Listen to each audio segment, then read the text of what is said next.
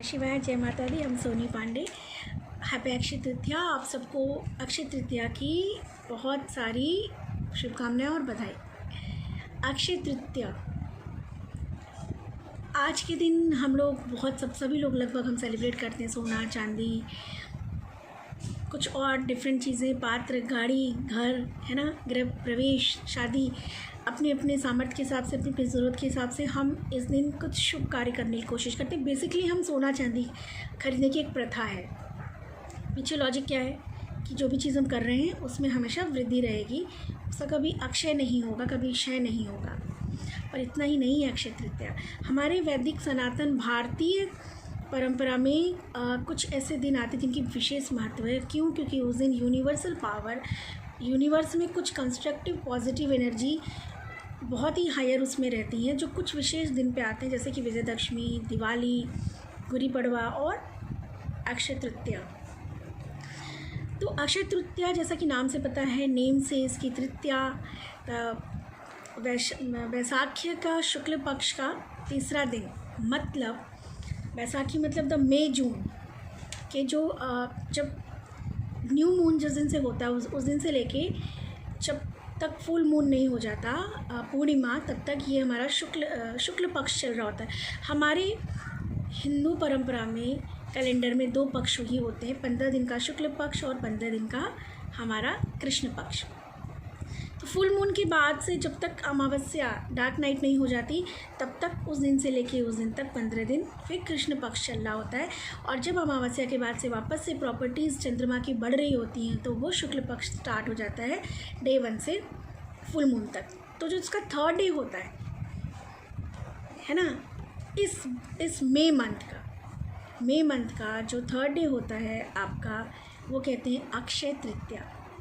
But the name Akshaya जो word है ना, it is a more important. Akshaya मतलब never ending, long lasting, ever lasting, not long lasting, ever lasting. इसीलिए आज के दिन हम दान देने की प्रथा भी है कि दान दिया जाता है। दान देते हैं पितरों के लिए, अपने देवताओं के लिए, समाज के लिए, खुद के कल्याण के लिए। अगर आप कोई कार्य करते हैं तो इस दिन के किए हुए कार्य के फल का कभी क्षय नहीं होता, कभी वो नाश नहीं होता, और कई गुना आपको उसका फल मिलता है जो जीवन भर आपके साथ रहता है। तो उस दिन दान का भी बड़ा महत्व है। अब समझते हैं कि पर क्या अक्षय तृतीया, ये जो यूनिवर्सल एक एनर्जी की बात कर रहे हैं हम, वो कैसे? क्योंकि आज वर्ष में एक दिन, आज के दिन जो हमारी वैदिक एस्ट्रोलॉजी का जो बनी थी, तो वो विटनेस था सूर्य और मून, सूर्य देवता और चंद्रमा के विटनेस से, उनके कॉम्बिनेशन से, उनके साक्षी से वैदिक एस्ट्रोलॉजी का निर्माण हुआ था। एंड आज के एक दिन अगर हम आसमान में देखें, अगर हम थोड़ा भी इस चीज़ को समझें, तो आज एक दिन चंद्रमा और सूर्य दोनों ही बहुत ही एग्जॉल्टेड, बहुत ही अपने हायर स्टेज में होते हैं, उच्च के होते हैं। अपनी अपनी राशियों में तो होते ही हैं, बट आज एक दिन दोनों ही की कॉम्बिनेशन बहुत स्ट्रॉन्ग कॉम्बिनेशन होती है। उसकी वजह से आज का जो मुहूर्त है, आज का जो पूरा दिन है, वो बहुत शुभ होता है चंद्रमा और मून की वजह से।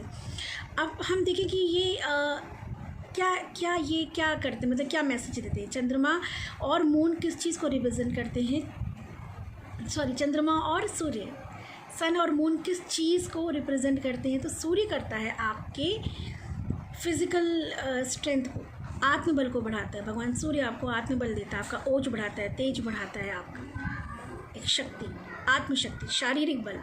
और चंद्रमा मानसिक, चंद्रमा आपको मानसिक शांति देता है, आपका मानसिक विकास करता है, आपको मानसिक बल देता है। तो शारीरिक बल और मानसिक बल, कुछ भी करने के लिए जीवन में हमारे पास ये दोनों का होना बहुत ज़रूरी है।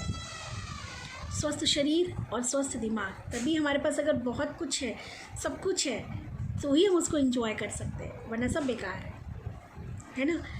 इसीलिए आज के दिन सिर्फ लक्ष्मी नहीं पूजो, अष्टलक्ष्मी पूजो, अष्टलक्ष्मी की पूजन करो। अष्टलक्ष्मी मतलब आपके संतान लक्ष्मी, आरोग्य लक्ष्मी, आयु लक्ष्मी, कल्याण लक्ष्मी, है ना, यश, कीर्ति, धन, वैभव, संपदा, मतलब हर चीज़ आपके घर का, आपके परिवार की का हेल्थ भी बहुत अच्छा हो, हमेशा अच्छा रहे, आपके घर में सुख संपत्ति संपदा बढ़ी रहे, अबंडेंस रहे, आपका मानसिक वो भी रहे, आपका समाज में एक नाम रहे, आपके आसपास आपका एक मान सम्मान घर में बाहर बना रहे, ये सब अष्टलक्ष्मी के गुण हैं। संतान की वृद्धि हो, संतान सुखी रहे, दाम्पत्य जीवन सुखी रहे, ये अष्टलक्ष्मी के गुण हैं। तो अष्टलक्ष्मी को, और आज के दिन ही नहीं, हाँ आज के दिन अगर हम उस चीज़ को बहुत समझ के करते हैं तो डेफिनेटली आज के दिन वह हर कार्य में शुभ होता है, कल्याण होता है। लेकिन हम हर दिन अष्टलक्ष्मी को पूजिए।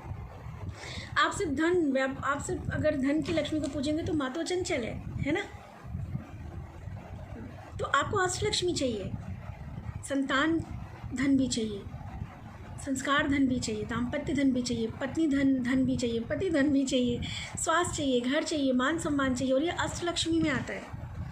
अब कुछ देखो कथाएं, कुछ हमारे स्कंद पुराण में और हमारा भविष्य पुराण में मेरे गुरु जी के द्वारा हम लोगों को ये दीक्षा दी गई थी, हमें बताया गया था। मैं वो आपको शेयर करना चाहती हूँ। उसमें कुछ कथाएं, तो जो वो कथाएं जो हमारे पुराणों में, वेद में, शास्त्र में जो कथाएं हैं ना, जब उनको हम डिकोड करते हैं तो हमें मालूम चलता है।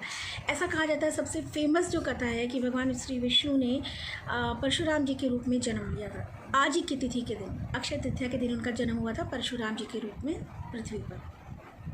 और परशुराम जी के बारे में तो बहुत स्टोरी है, पर एक बहुत ही उनकी क्वालिटी जो फेमस है कि वो दीर्घायु थे, फिज़िकल एबिलिटी ज़बरदस्त। तो आज के दिन अगर आप अपनी फ़िज़िकल उससे कुछ करना चाहते हैं, कोई सर्जरी आपको कोई मेडिकेशन स्टार्ट करनी है, तो आज का दिन शुभ है, आप वो करेंगे तो आपकी हेल्थ, क्योंकि आप वो किस लिए कर रहे हैं, अपने हेल्थ के बेनिफिट के लिए, अपने हेल्थ के सुधार के लिए। और अगर नहीं है तो अगर आपको पता है एक्सरसाइज अच्छा है पर आप एक्सरसाइज नहीं करते, एक diet in the sense balance diet नहीं लेते हैं, आप करने की सोच रहे हो, तो आज के दिन शुरू करिए। नेचर सपोर्ट करेगा और आपको ज़रूर हेल्प मिलेगी। दूसरी कथा महाभारत की, कि जब इंद्रप्रस्थ के बाद पांडवों को वनवास हुआ था, जुए में हारने के बाद, वो जो वनवास गए थे तो उनके साथ इंद्रप्रस्थ के बहुत सारे लोग, बहुत सारे ऋषि मुनि, ऋषिगण और नागरिक भी उनके साथ गए थे, क्योंकि पांडव थे ही ऐसे, तो उनके साथ गए थे। अब युधिष्ठिर जी के लिए बड़ा कठिन वो था, एक बहुत ही चैलेंज था कि इतने लोगों को मैं कैसे चलो वन में रहना तो ठीक है, फ्री है, पर मैं भोजन कहाँ से कराऊँगा। तो उनको किसी ऋषि ने बोला कि आप भगवान सूर्य से